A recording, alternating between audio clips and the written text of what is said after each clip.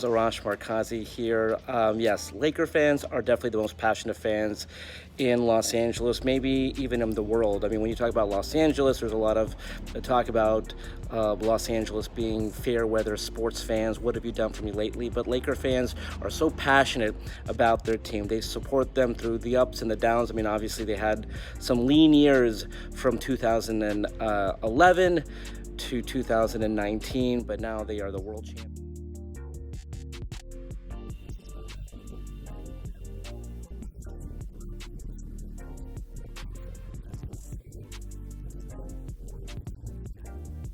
And if I have rubbed off on you in any way because of how I like the Lakers, then that's a good thing for me, because they're just exciting. You know, out of all the sports that we have in Los Angeles, when I say that, I mean like football, but basketball is the main one. Is the thread, I think, the main thread. You know, and if you like it like that, genuinely like it like that, I think is for me, it's a good partnership. You know, I mean, to watch the game with somebody that feels it like you feel it. You know, Yeah. Especially with your favorite team. Yeah. You know, That's one thing that's awesome about LA is the diversity. You know, I mean, you could drive, from Chinatown and eat Chinese food, drive to a couple blocks and eat Korean food or Japanese food, but sports brings people together, Black, white, Latino, Asians, Like, we're a different breed of fan than any team in the association. Totally different breed of fan. We take the guys' kiss, we support them on and off the court. Doesn't matter what they're doing. They got our support threefold. It's not about Lakers. It is about Lakers, but we also try to reiterate that we're a family, period.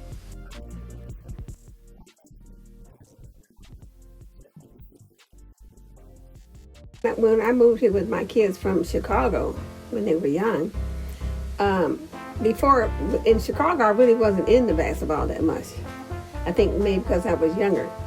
But when I came to California, and this is a true story, when I came to California, I started watching the Lakers. And that's when Magic was at his high point. And there was like Magic and McAdoo and of course Kareem. Exciting to watch. And that's what got me into watching basketball, and after that I was just hooked. And I just wanted to watch them all the time, so I never really missed a game. Grammy, heard you've been a Lakers fan since the 70s. That's so cool. Well, we love you for us. Take care. Dude, I was growing up and I just started getting into basketball, and I just saw the way Magic just passed the ball. Like, they had Jordan, they had everybody that was just like scoring and, all the highlights and everything. But there was just something about the unselfishness of Magic and just like the way that he just like could see the court and, make other people better. Like, once I saw him play, I was like, that's it. I'm a Laker fan. And, being from Connecticut, this is kind of crazy, but there's a percentage of the reason that I moved out here was so that I could watch the Lakers play in real life.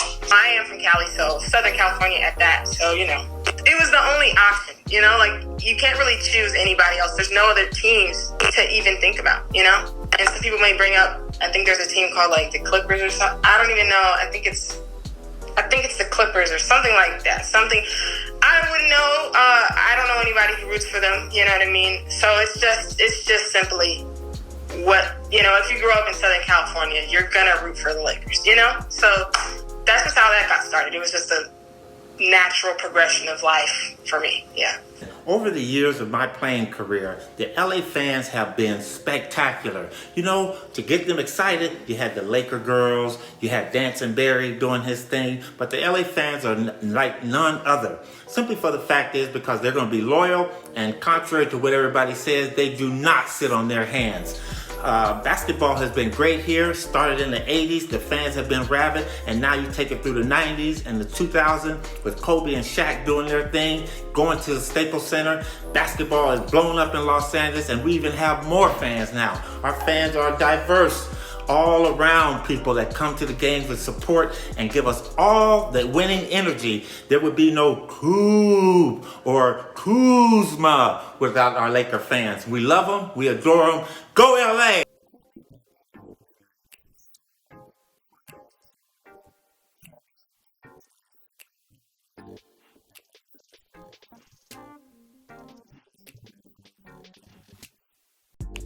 picture of Kobe when he was 18 years old. You see this? You see me giving him that jersey? I gave him that jersey when I was 18 years old. When Kobe first moved to Corona Del Mar, I went around to every business in my city here. The Kentucky Fried Chicken, the McDonald's, all the little spots that he would go. I told people in each of those spots, look, I'm giving this jersey to Kobe. Y'all can sign it, but you gotta promise if he comes to your business, no pictures, no nothing, no pictures, no autographs, just no nothing. Just serve him like a regular neighbor. Give him his stuff, you know it's Kobe. Serve him and let him be on his way. He fed off of the energy that I gave him. I would have fans, stars, Genie Bus, all the management, Billy Mack, Trudell, everybody signed a jersey. They all signed it. Well wishes, happy birthday, Kobe, happy birthday. And we gave him I even gave him a retirement gift. What fan do you know can say that they gave Kobe Bean Bryant a retirement gift? The greatest game that I've ever been to, and I was at Game 7 versus Celtics when we won. When Meta World Peace took that three, and I was like, no, and then I was like, yeah.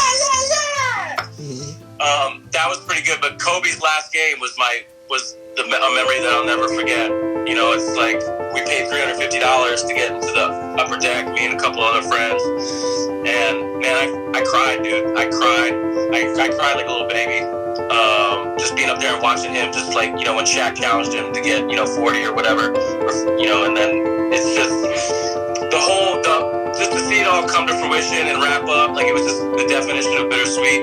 It was bittersweet, after watching them for 20 years and cheering for him, I was a little bit nervous going in there and sad and happy that I was gone. Energy in Staples was awesome, but I had a mindset that I wanted to soak everything in. To be here for all those games, those clutch shots, those game winners, and to see that end in a way that it needed to end. He could have gone out and scored 18 points and nobody would have thought anything bad of it. But the way he was able to just kind of rise to that moment, literally, the same way he tore his Achilles, he walked off the court and he just never gave up, and he always just kind of gave it everything he had. And I think he knew that was his last game, and every single person in that stadium on that night felt that passion and emotion, and it was just the perfect culmination of everything that he'd done throughout his career.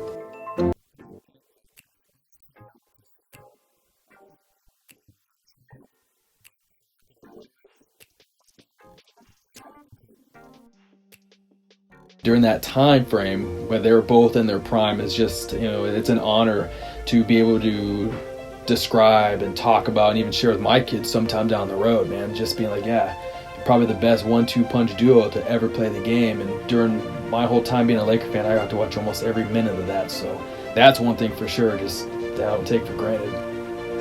That was the golden age of basketball. That was I don't want to say the golden age of the Lakers, but Shaq's personality mixed with Kobe's just passion and drive. I feel like they were one of the greatest duos in the history of the NBA. That game where Kobe passed it to Shaq and they won, it was just that was just magic. I think they infected people with Laker purple and gold after that, and then just the way they dominated together. I don't think there's ever been a more dominant duo. I guess you could argue Jordan and Pippen, but I could argue that Kobe's up there with Jordan, and there's no way that Shaquille O'Neal's not better than Scottie Pippen.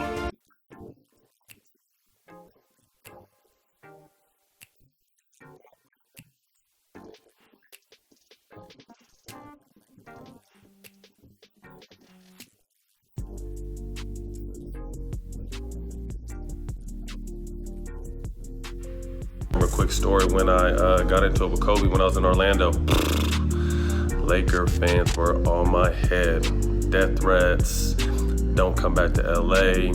I loved all of it. I just think it shows the passion of the fan base. And then a few months later, Kobe called me and I became a Laker, and it was instant love. That team was good too because, some players, they feed off of each other, you know what I mean? So they bring out the good in each other, and that's what Pau Gasol, I think he enjoyed playing with the Lakers. I really do. And I think he learned a lot since he started playing with the Lakers, because he had the height, and that's what they needed. They needed a tall person, you know. And Kobe, I think they had a very good bond, but you know, Kobe liked to play with anybody that was motivated like he was, you know, so he could play with anybody. And I think he saw that in Pau Gasol too, that he was a motivated player, you know, and wanted to win, you know. So maybe Kobe rubbed off on him a little bit, and, you know, really, you know, kept him in tune to stay on track and, you know, win the games, you know. But when Pau came, that was just, you know, that was what we needed. That was what Kobe needed. I feel like their personality's best. I think Pau's skilled, you know, shooter and passer, even more so probably. And, you know, it was just very serendipitous that they were able to figure that out. And, you know, thank God he came here. And I mean, even their friendship, you know, translates to this day, you know, just the way that Pau talks about Kobe and, you know, the way that Kobe talked about Pau. When I first heard about the Lakers making the trade for Pau Gasol, I mean, I couldn't really believe that we were getting him for who we gave up for. So I definitely love the fact that we had another big man coming in, a guy that Kobe was super tight with. So being able to gather 2 championships, going to the finals 3 years, obviously winning 2 of the 3 times, was something that I really appreciate being a Laker fan during the years of being like a diehard fan and collector. So I love Pau, man. I do hope that they even retire his jersey, which I do believe that he's. I think he's definitely suitable for him. I think he's good. I think he's the first ballot Hall of Famer, so hopefully they will retire his jersey. But yeah, love the White Swan, baby. Well, Lakers Nation, it's incredible. There's so many fans all over the world, all over the country. I always get so much love and respect and admiration and appreciation everywhere I go, and I'm just so thankful that I've been able to be a part, and I'm a part of the Lakers family. And you know, LA is almost like a second home to me. So you know, I've always been treated with incredibly amount of respect and love, and you know, in that February 1st of 2008, my career changed, my life changed when I joined the Lakers, and I will forever be thankful and part of the Lakers family. So go Lakers, and thank you. Get me another double-double, all right? You know I got your back. I told you you'd see me here. Thank you so much, pal. Thanks, pal. Good luck tonight. Good luck tonight, all right? Thank you. Always. I got your back, you know? Thank you. For life. I want to say shout out to all the Laker fans. They treated me great over the years and still do. I'm born and raised in LA. It was a dream to come true to play with Kobe, to put on that purple and gold. And I know, you know, everybody loved this year. Yeah, so after the Lakers had won the championship in 2010, we had the rough years from 2011 all the way up till last year. That's what being a sports fan, not just a Laker fan, a sports fan in general is all about, because you want to support them, obviously, through their playoff and championship runs, but also through the downtimes where they're not winning and you have, you know, a 30-win season or less. Man, we had to put up with a lot of those, and the Lakers went through that in the 90s too, but ultimately that's what's great about being like a fan overall, still supporting through the ups and the downs, the highs and the lows, you know. So and I think back at some of the players we had, like, yeah, it was tough, but again, it's just being a diehard fan and writing it out, and hopefully this year, you know, the outcome will be different, so we'll see. Those were down times. You know, the clowning I received, the mockery I was getting, you know, the slander I got, because I was just a proud Laker fan, of course. So we're coming off of that high. Everybody's jealous. Everybody's jealous of the Lakers always, you know. Coming off of that high into the lowest of lows. You know, very embarrassing times for me, walking around when the other team, that shall not be named, the Clippers, they were doing, shall we say, well, you know. So it was hard for me. It was hard for me. I was getting a lot of, you know, shots thrown at me. People were teasing me in general, and I stayed 10 toes down, you know, because that's how I am. That's who I am, you know. So I don't care who they threw at us. They put all kind of players, Wesley Johnson, Xavier Henry, Jordan Farmar. Like, I don't care who. I'm gonna be a fan. So I was watching, you know, crying, watching through my tears. You know, it was a tragic moment for me. and for a lot of Laker fans, you know, but that's what makes this time so much sweeter, you know, because we knew we would be back.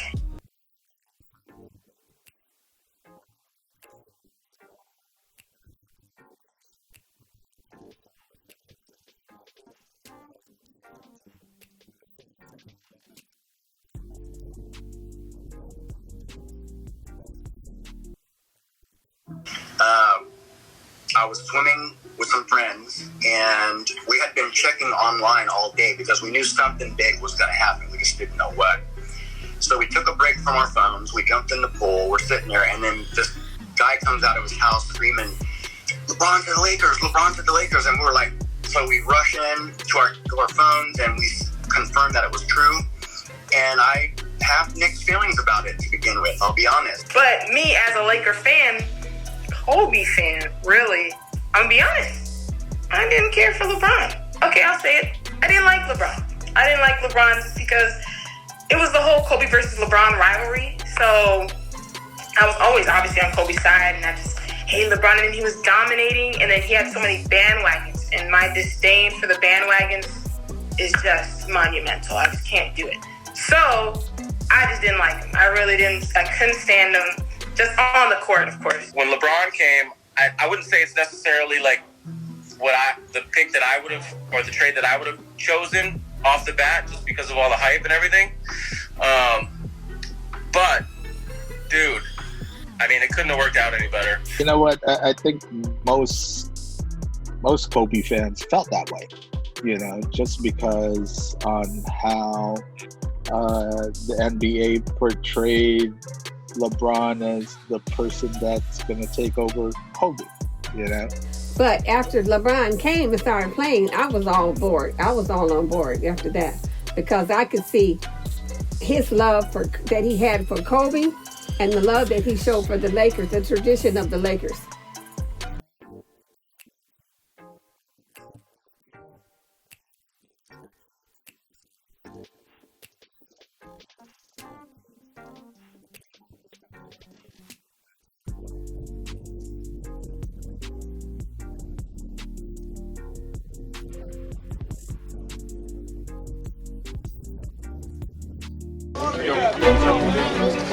Guys, watch yourself, watch yourself. Coming through, guys. Welcome to the Lakers, Anthony.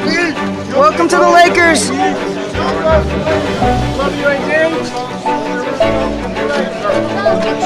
I heard on the news that we got Anthony Davis, and I just rolled down my windows and I started screaming, and I was just like, "Yeah, we got AD! We got AD!" And that was like, I did that for about 4 days. In regards to getting AD, man, I would have given them the house. I would have traded Staples Center for AD. I mean, the kid is just phenomenal. I thought to myself, this is it. You know, I was thinking to myself, I was starting to feel bad for other teams. I was, you know, this is it. You know, any hopes of championship dreams that they had was now crushed with that simple move that we made. It was so simple. Oh, I mean, obviously, I'd say Kobe and Shaq are the best tandem of all time in Laker history. But man, LeBron and AD, if they win this year, when we win this year, there's definitely going to be a pretty solid chapter in the history of Los Angeles Lakers.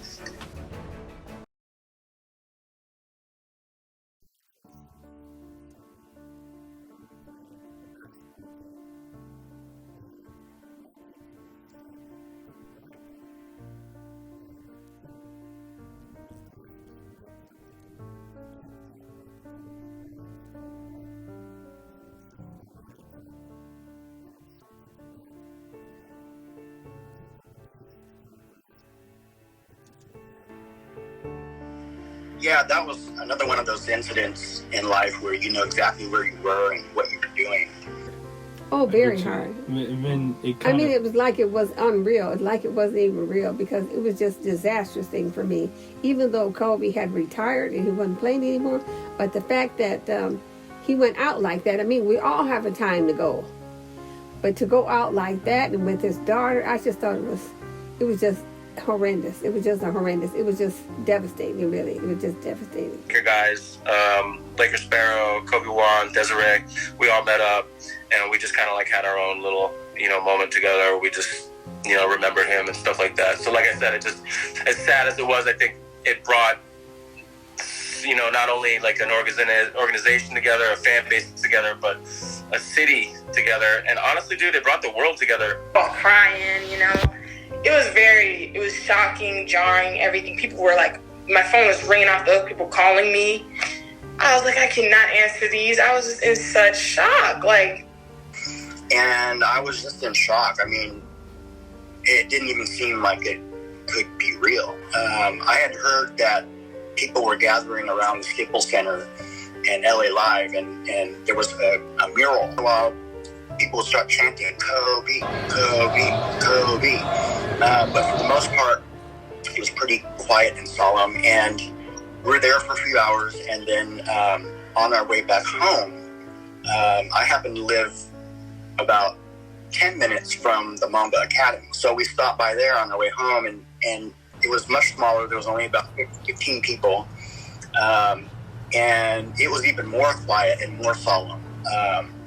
And at that point, I couldn't help but to shed a couple tears. I like to run a lot of miles with my soccer career. I'm a runner, and Kobe would motivate me. I'd be running the highway, and Pacific Coast Highway. He lives out here in Newport Coast, so I'd be running the highway, and I have head to toe Laker gear always. That's just how I get down. And so it started with the 4 because when he gave me that shout out in 2009, that was the 4th ring that he got, right? Mm-hmm. So it started with the 4, and he'd throw a big 4 out the window like this, and man, it would just pick up my pace, and I'd run twice as fast, and vice versa. And then I'd throw the big 4 back at him, and then when we got 5, he'd throw the big 5 up, and I'd throw the 5 up, and man, it was just amazing. But I think one of my best and most fondest memories of running into Kobe here in town would have had to been the day that I was getting ready to go into surgery for my brain surgery, and saw me at the gas station. He was like, "Come here, Des, come here." I was like, "What's up, champ?" Like, "Got your phone?" I said, "Yeah, I got my phone." And he took my phone and he took a picture of the 2 of us to me square in the eye, and he said, "Des, you gotta own this surgery and kick its ass." And I said, "Champ, I'm on the Mamba system. I got this." I go, "I've seen you do it 100 times." I said, "I got this, man. I'm gonna be good." But for him to even take the time to give me that advice and to take a picture with me was extra special. And then here's the kicker. I spent the night in the hotel out in Anaheim that night on the 2nd floor because we wanted to just dip and go to the hospital, right? Mm-hmm. Miles, these fools gave me room number 824. Wow. I was shocked. Like any other person, you kind of go through the motions. Shock, disbelief. You try to gain as much information, just hoping and praying that it wasn't true. What got to me the most was Gigi, because I was really, really looking forward to watching her. I believe I was even telling my wife there was an Instagram post of her doing this fadeaway. Damn, I was really looking forward to watching that. So I actually even went to work the next day, but I was so much like in a daze, kind of like that. I ended up having to go home. I just wasn't in the right frame of mind to be at work, and it finally hit me probably about 3-4 days later. It's like everyone else. I mean, you break down, and when you follow this guy that, God, gave you so much joy, frustration, and excitement, he becomes part of you. He becomes part of your family. Yeah, so when I first heard about Kobe's passing, I was actually leaving New York. I was flying out, and as my flight was taking off, I was already like in the air, I get a text from a buddy being like, "Dude, Kobe died." And this is like right as I'm like taking off, so I'm like, Like, why would he send me a message like that, right? So the whole flight from New York all the way back to LAX, I'm kind of thinking in the back of my mind, like, why would he say that? I hope that's not true. As soon as I land at LAX and I get service, my phone just starts blowing up, like, Sparrow, like, is it true? Or please tell me no. And, you know, voicemails, emails, text messages, social media posts. I'm like, wait, what is going on? So as I'm waiting for my ride to come pick me up, I had enough time to look into it, and sure enough, like, that's where I officially heard about Kobe Bryant's death and the helicopter crash, along with the other families and his daughter, and I was just beyond shocked. You know, legends are never lost, just only remembered, man. So yeah, rest in peace, Kobe, man. We love you, man. So hopefully this year the Lakers can finish it off for you and win it.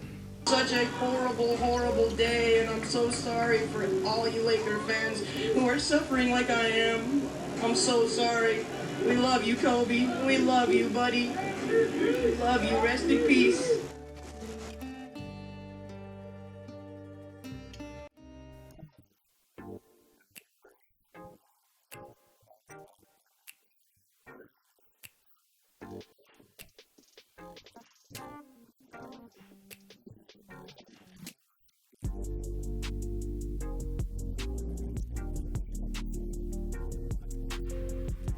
Because we were right in the heart of it when it happened. And the Lakers were going strong. You know, they were going strong, and we were on this momentum. So, and then when it had to stop, it's like, what am I going to watch? You know, what am I going to watch? There's nothing on TV that, you know, that has me going like basketball, you know what I mean? So, yeah, that really just hit. I mean, I was coming up with all kind of conspiracy theories. I'm like, how in the world? What a coincidence! You know, we beat the Bucks, we beat the Clippers, we're beating top teams, the Nuggets, everybody, and all of a sudden, a virus hit. So I'm conspiring. I'm like, maybe the Clippers set something up. Maybe the Clippers released a virus. Maybe I don't know what to think. And then I realized, okay, that's not the case. You know, it was just a virus. But it was tragic because we were really, once, like you said, we were hitting our stride.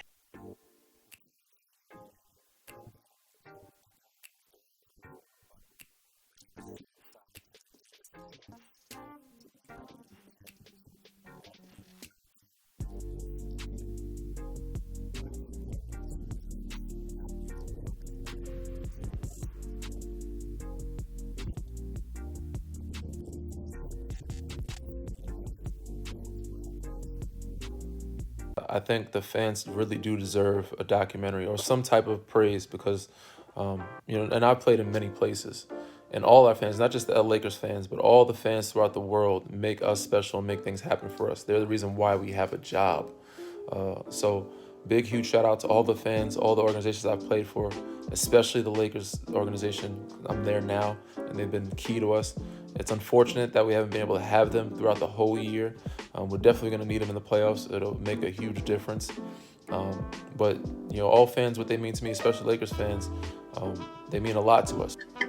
In the very beginning of the restart, we didn't look that good. And I thought to myself, this time off hasn't really done us good. Yeah, you know, the players kept themselves in great shape and all that, but it seemed like that chemistry was not quite what it was when we left off. And that's to be expected. But it had me worried. And, you know, the remaining 8 games that we played, we didn't look that great.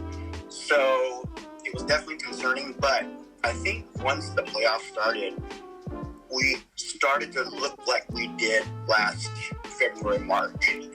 Well, it was a great thing. See, it was wonderful, and I was so proud of him, and I was so thrilled. I felt like I was right there with him, even though, you know, we're miles away. But and the exuberance that they were showing, it just felt all the better, you know, because they were so happy about what they were doing, and every time they had a win, and you just felt like you were right there with them. That's how I feel anyway.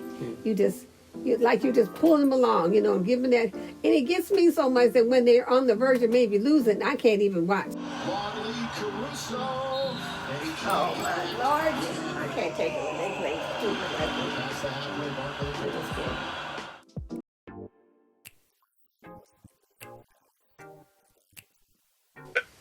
And what do you think our chances of doing it, winning the championship? 100%! 100%! I think their chances of winning are pretty good. It's, you know, again, it's really, really different than it would have been if there were fans and if we were going to Staples every night. I genuinely do feel that we can win the championship this year. Going forward, I don't see anybody stopping us. I'm going to be the one to say it. There are very few teams in the league I feel like can stop us. I think we most times stop ourselves. But, you know, I mean, I wasn't really for sure that we were going to win this year just because I didn't want to jinx it, or we are going to win this year. See, I don't want to jinx it. But just that duo of LeBron and AD, I think works very well together, and they've proven it.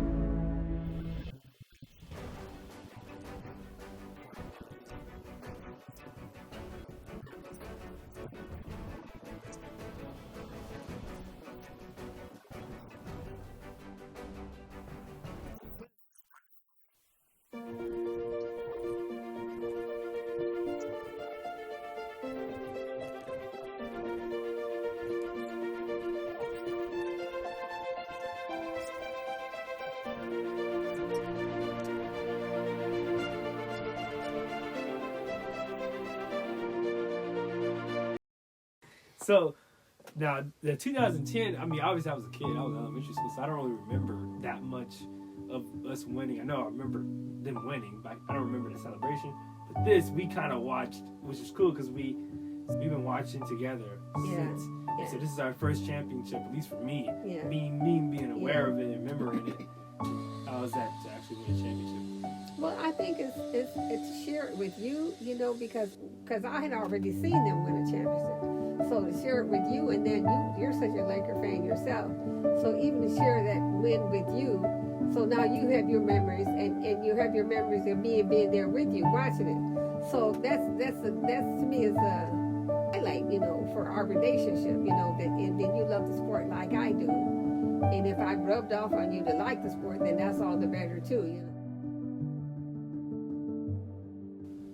What do you think the chances of the Lakers winning again? I think they do have a good chance of winning it. I think they're just as great or greater than all the teams. There are a lot of good teams out there, and I know that. You know, there are a lot of good teams. There are a lot of good young players out there. And some of them I really enjoy watching also. But however, I do think the Lakers, if they stick together and stand with the plan, what they've had and how they, you know, that camaraderie, because you have to have that too. You have to like one another. And if they generally keep that up, I think they can do it. I think they can do it again. I mean, they've got the team, they got the players, and they got the attitude. So I definitely think they can do it again. That's it.